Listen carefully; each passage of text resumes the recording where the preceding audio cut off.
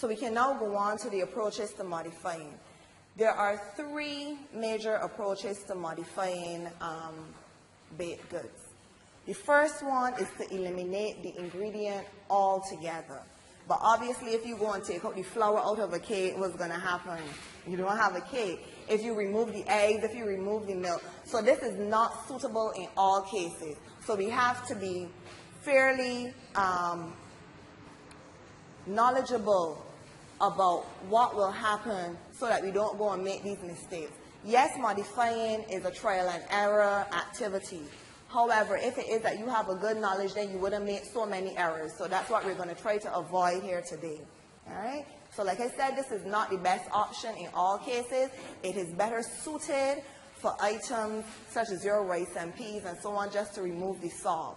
But for items, for baked goods such as yeast breads, removing the salt from that is going to cause problems, because salt is responsible for the rising of the yeast. It controls the rate at which the yeast rises. So if you go and you take out that salt, you're going to have an uncontrollable yeast product just growing and growing and doubling in size until it pops out of your kitchen. All right? So eliminating the ingredient, even though it can be done, is not the best method to use. One of the better methods that I would suggest is to reduce the amount of the ingredient used in the recipe. All right? This can be easily done once you know certain guidelines that you have to follow. Most of those will be further discussed as we go through the presentation. And the final one is to substitute the ingredient. This also is another good method of modifying, because we have so many alternatives, healthy alternatives, that can be used in substitution of some of the original items in the recipe. However, there are a few substitutes that you must be wary of, and we will also discuss some of those. Basically, when we try to modify baked goods, we look, like I said earlier, at reducing either the sugar content, the fat content, or improving the nutritional value of the product. So we're going to look at each of these individually and speak of ways that we can modify based on these different factors. So in terms of reducing the sugar, we said that sugar is important for giving the giving the product its crust, its flavor, and so on. So if you want to reduce sugar, some of the options that you have is to use up to 1/3 less of the sugar in recipes. This has been proven that once you cut down the recipe by 1/3, the product is still going to come out the same. Once you go beyond that 1/3 that was in the original recipe, that's when you're going to start to get the problems. But it is fairly safe for you to reduce the sugar in any recipe, and this can be any type of sugar: brown sugar, granulated sugar, corn syrup, honey, molasses, and the list goes on. Any of those can be reduced by up to 1/3. Some people believe that substituting one sugar for another, say for example, substituting brown sugar for white sugar, is going to lower the caloric value. But as home economists, you know that that's not true. For every gram of sugar, you get the same 4 calories. All right? So regardless of if you change the sugar from granulated to corn syrup, from molasses to honey, once you do that, you're going to have the same calories. The only thing you're going to be changing is the flavor of the cake. So what is recommended is that you go down to at least 1/3 and see what happens there. Often we make cakes and we add too much essence, all right? And what happens? The product tends to taste sweet.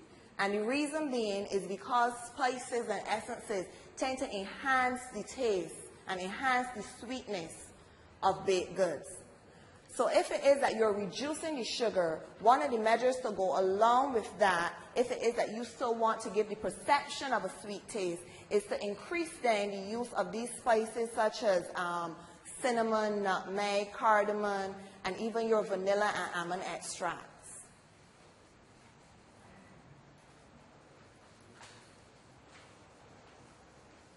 Recipes which call for water or even juice can be substituted by using fruit juices.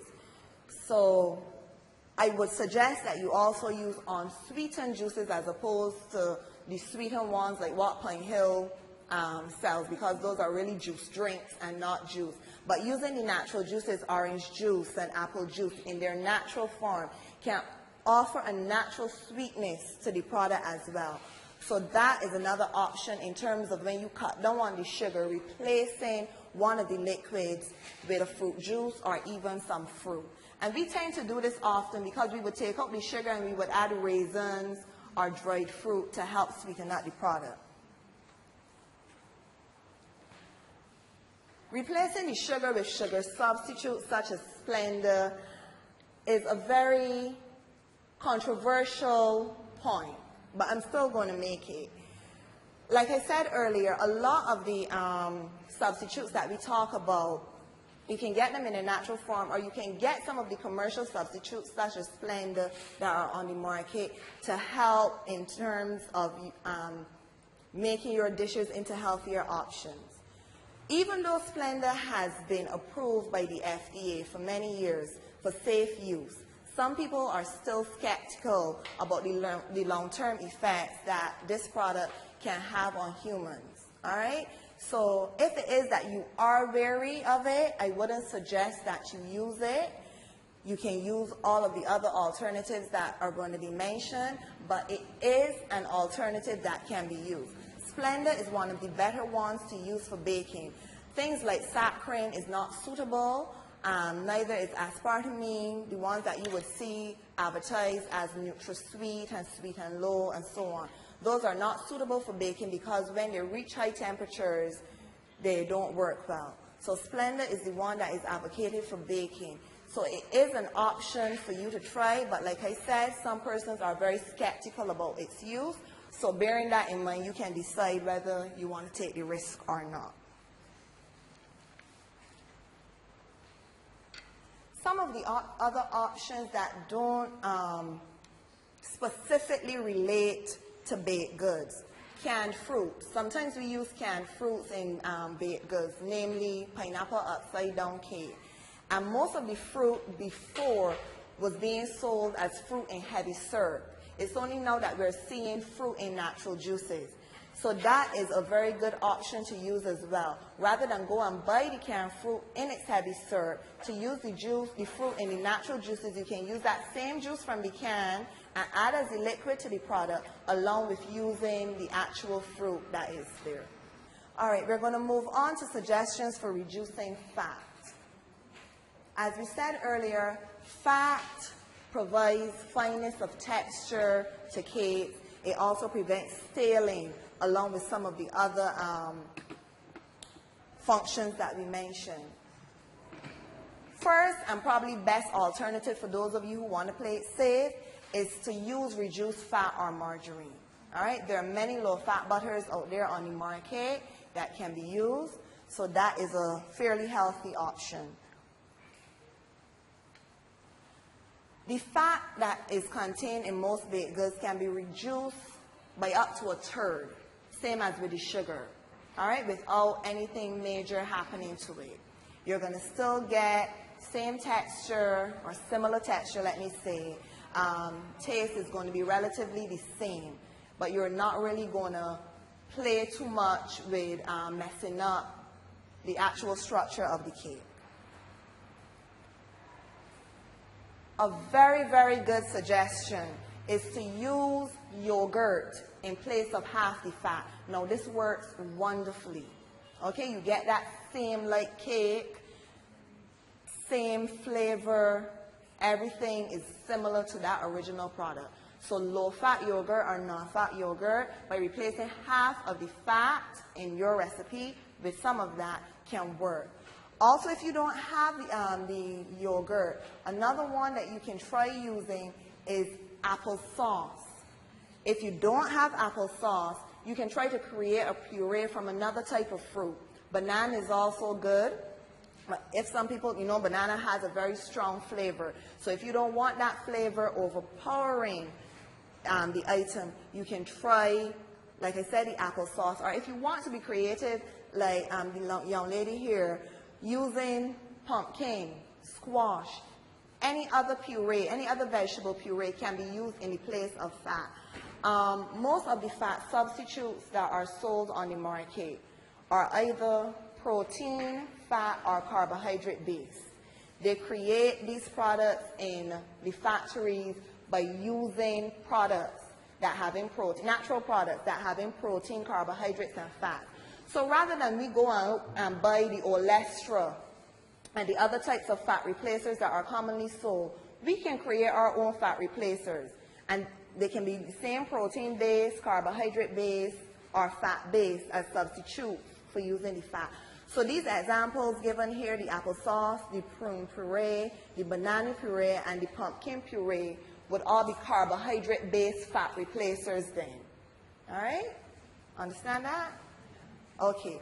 Obviously, the prune puree is going to give you a dark color. So you don't want to go and incorporate that in all of your foods, especially if you don't want to have that color developing at the end. Because you may want a queen cake or something that is generally white or yellow in color. So adding the prune puree is going to obviously go against that. Sour cream is popularly used in desserts such as cream as cheesecake. We don't tend to use it often, but if it is that you're doing a cheesecake that calls for sour cream, that too can also be replaced with low-fat yogurt. Further suggestions for reducing fat. Fat also comes from milk. So reducing the fat in the product, you can change your regular milk, your evaporated milk, to low-fat milk or even the 2% milk. All right?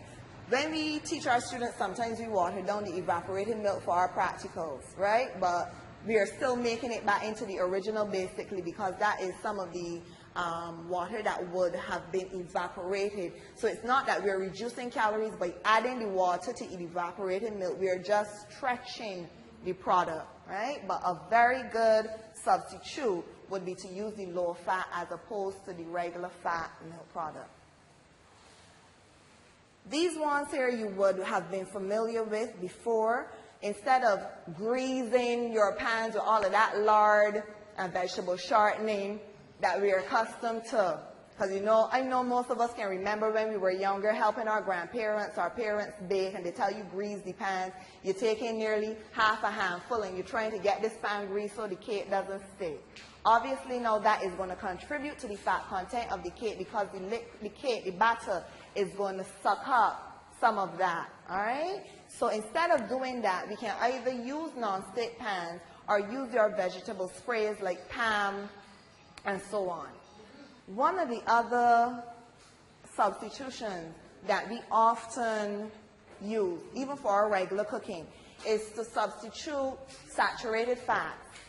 Fats that come from animal products, butter, our lard, and so on. Substituting them for unsaturated fats, which will be the fats that we get from plant oils. So using things like sunflower, soybean, canola, even coconut oil would be a better substitution than using those saturated fats, which tend to lead to heart disease and high cholesterol levels. So even though it's still fat, we're going to substitute some of those bad fats for good fats. Over the years, eggs have had its share of licks from the media. 1 minute it's good, the next minute they're bad for you, they contain high levels of cholesterol, and so on. And every year it seems to change, right? So we don't know what it's going to be tomorrow, but we all know that the part of the egg which contains the most fat is the yolk. So if it is that you want to get rid of some of that fat in the whole egg, substituting 1 whole egg for 2 egg whites is another option because you're going to still have that same leavening power, but you're not going to have the fat being contributed to the product. This here is an excellent idea, and it's very good also for people who lead a vegan lifestyle. Using a paste made from linseed. You can either buy the linseed in its ground form or you can buy the seeds and ground it yourself. Making a paste from 1 tablespoon of linseed and 3 tablespoons of water gives you the same, would act the same way as an egg does in some cases. However, the linseed is not going to provide that leavening ability. So to compensate for that, what you think you would have to do? Increase the baking powder or what, the leavening agent that you would have been using.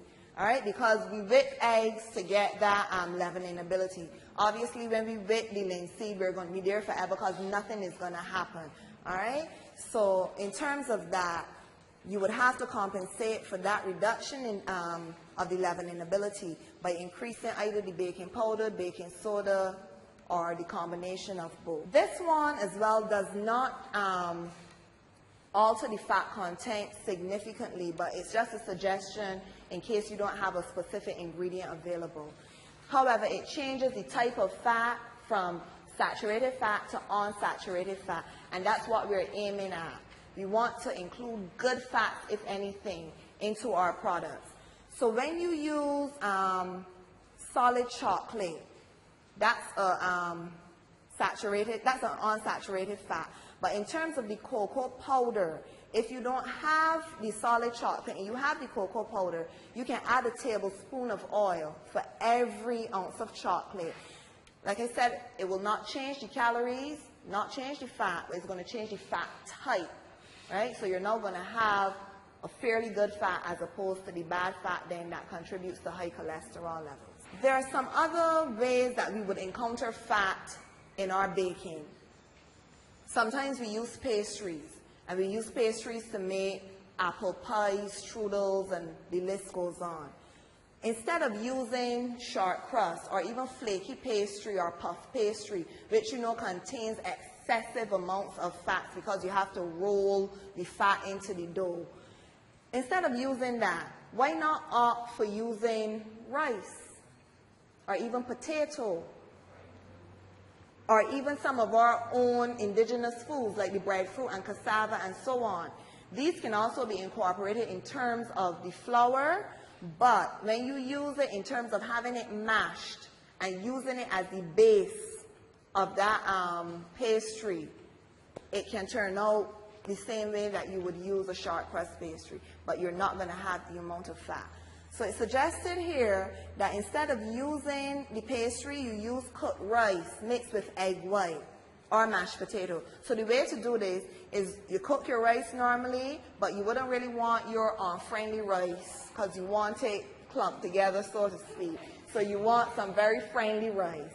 And you add that egg white to it, press it to the bottom of the pan, the size of the pan, and you have your pie crust there, as opposed to using the flaky pastry.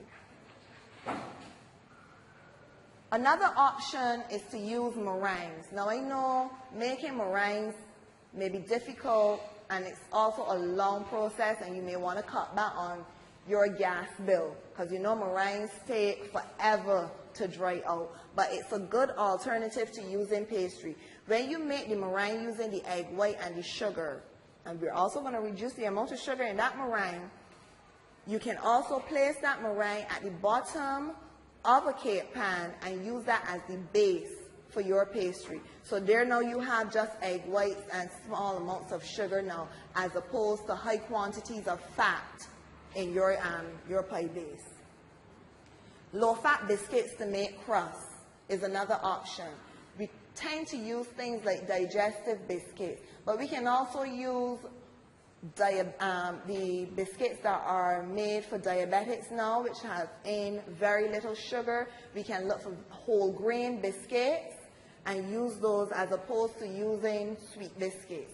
So some cheesecakes and other pies may call for things like Oreos that are high in sugar because they also contain that cream inside and so on. So rather than using that, why not get a whole grain biscuit that is low in fat, low in sugar, and will contribute to the dietary value of the product. A lot of icings that we tend to use are really high in sugar. Some of them are also high in fat in terms of buttercreams. French buttercream, Italian buttercreams, those tend to be high in fat. So rather than using those, icings such as the fondant, right? contain very little fat because the fat that is used is glycerine. And if Gail can help me, about how many tablespoons you use? 1 to 40 moles. So that's all the fat that you tend to use if you're using a fondant as opposed to using a buttercream. All right, it looks better, has a different flavor, but all of these things are important in leading the healthy lifestyle. So we have to make substitutions, even though they may not always be the substitution that you want and that you would like. Sometimes it's in the best interest of your health and the health of your family. So even though you may not be accustomed to it at first, as time goes by, we tend to get accustomed to the changing pace of things.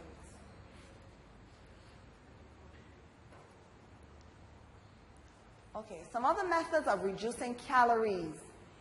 Rather than using creamed cakes, which contain high quantities of fat again, sponge cakes, angel cakes, which contain absolutely no fat, is another way of reducing the the calories from fat.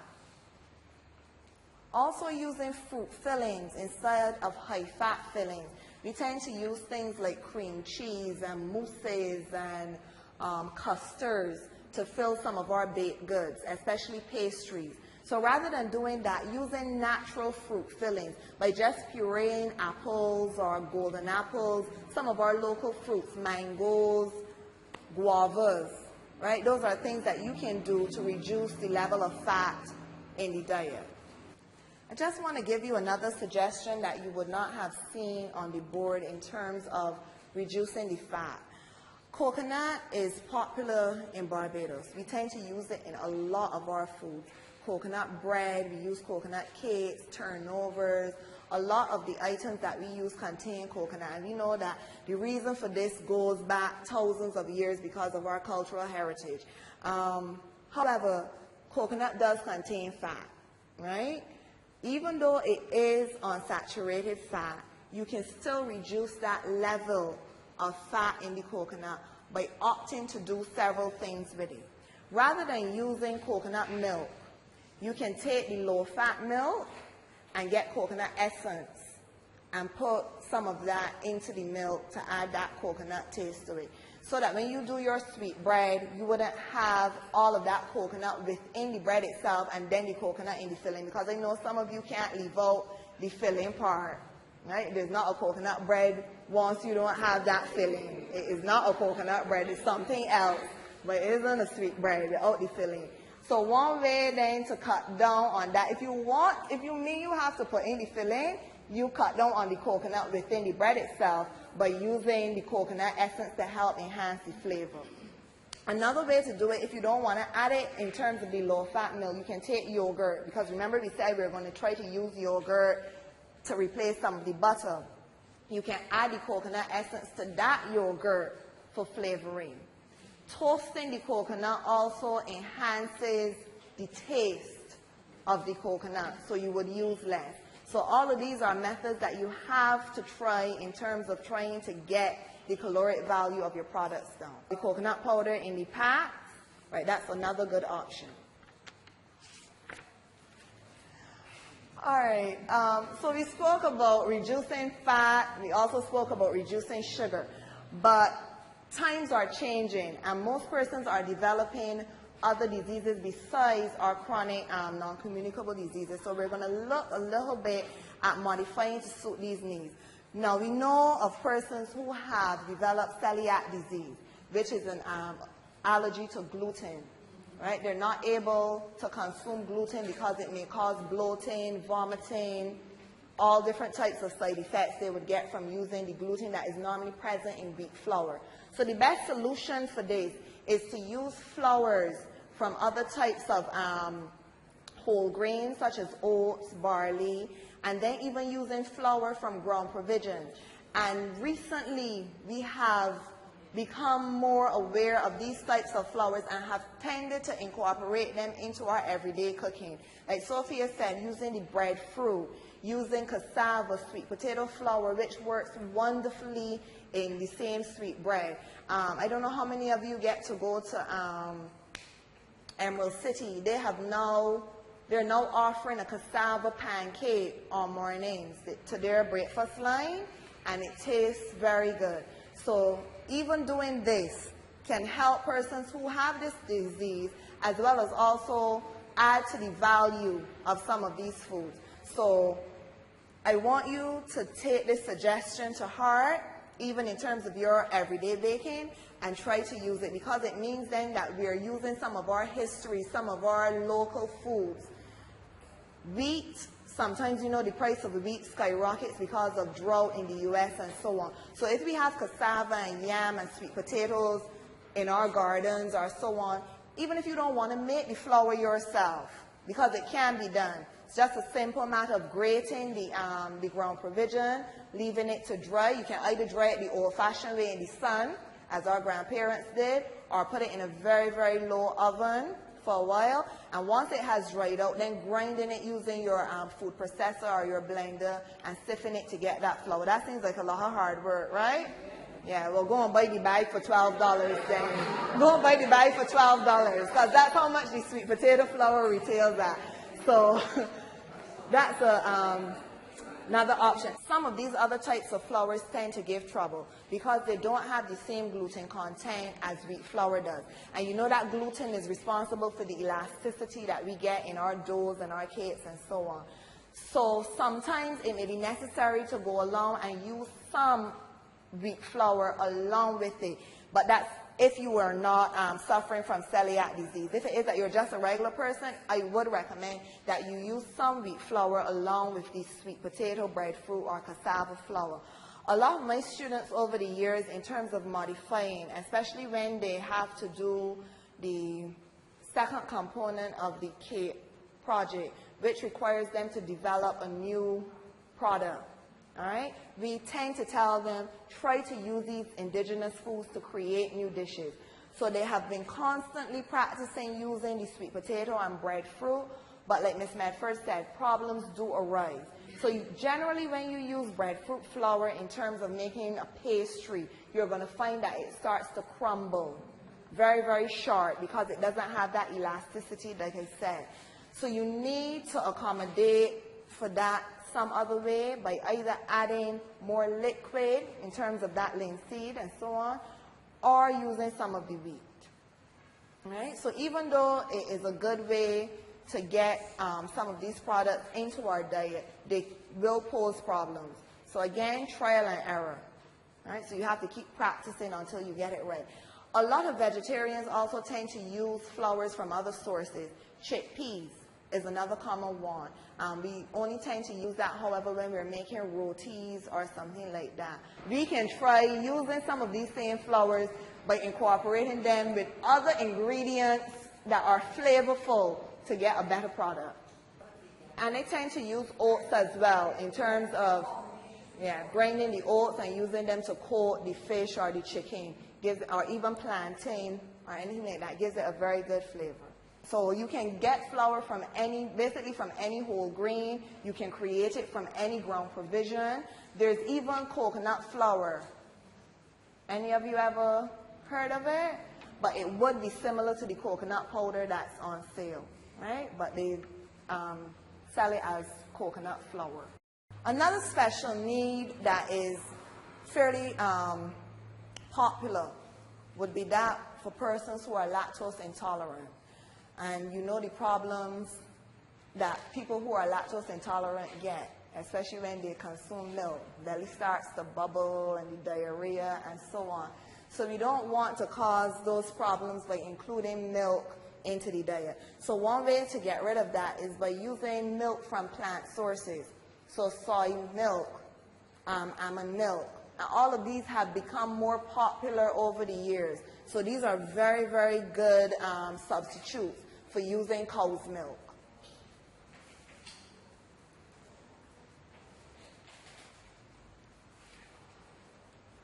All right, the final aspect that we're going to look at in terms of modifying baked goods is to increase the dietary fiber.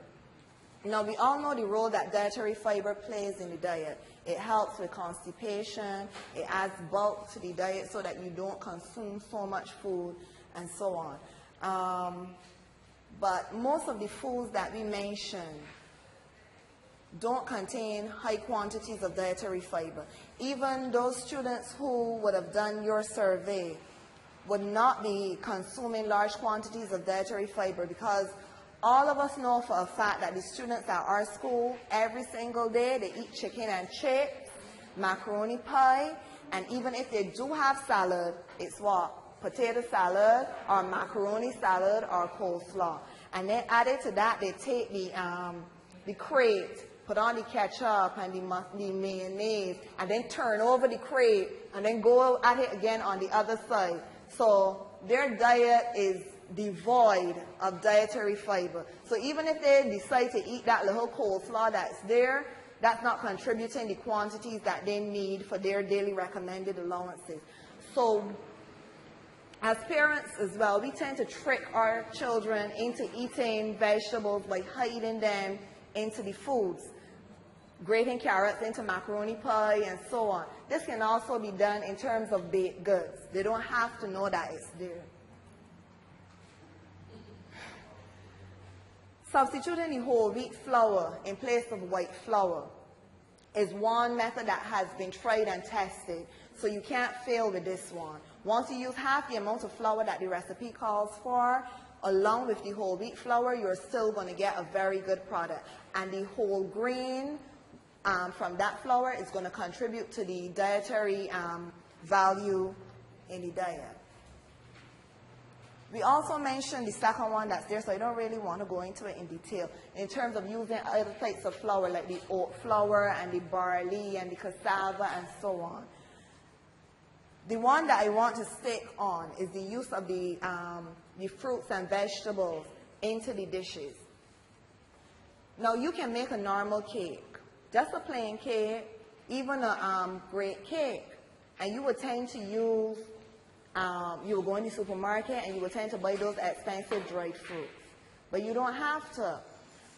Just let me give you an example. One student of mine a couple of weeks ago was making a chocolate cake, and she was trying to make it more suitable for an anemic person. So in doing so, she had already, for an anemic person, along with trying to increase the nutritional value of the product as well. So she had gone ahead and she had already reduced the sugar content, she had cut down the fat and so on. But then she decided to add one of the purees that we mentioned instead of using some of that sugar. So she decided to use raisins, because raisins do have in some quantity of iron, so that would have increased the iron inside that chocolate cake. In doing so, when the product came out, it tasted exactly like a great cake. Exactly. Didn't have any rum or anything, and that's what it came out to be. And as I keep saying, trial and error. So sometimes we may do things and not know of the effect that it's going to have on the overall product, but just adding the pureed raisins to that chocolate cake gave it the taste of a great cake. So why I said that is when you go and add your dried fruits, even if they're local, when you have things like golden apples and dunks and cherries in vast supply, you yourself can dry them, all right? The dunks and the golden apples and carambola make for a good fruit mix for making the same great cake, right? So that is one way that you can cut down on the use of imported fruits in terms of making it. And our local fruits tend to be also higher in nutritional value, so that would add to that. But the vegetables now, adding vegetables to things like cookies and cakes is also a good idea. Yeah, we know of carrot cake, but you still want to go on and experiment with your beets and so on. Adding things like black-eyed peas to cupcakes or to cookies is also a good way to incorporate dietary fiber into the diet. So even though they may not sound appealing at first, there are other ways that we can use the other ingredients to help contribute to the flavor of these products. We just have to have an open mind in terms of making that first initial change, because it's for the better of our health and the society, because we will pass on this information. But all of these things can be done successfully in baked goods.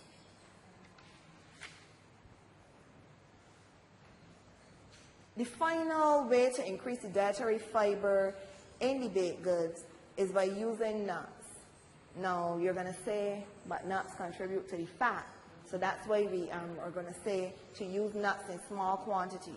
And you don't have to go with your expensive nuts like your cashews and your Brazil nuts and macadamia nuts. We have local nuts.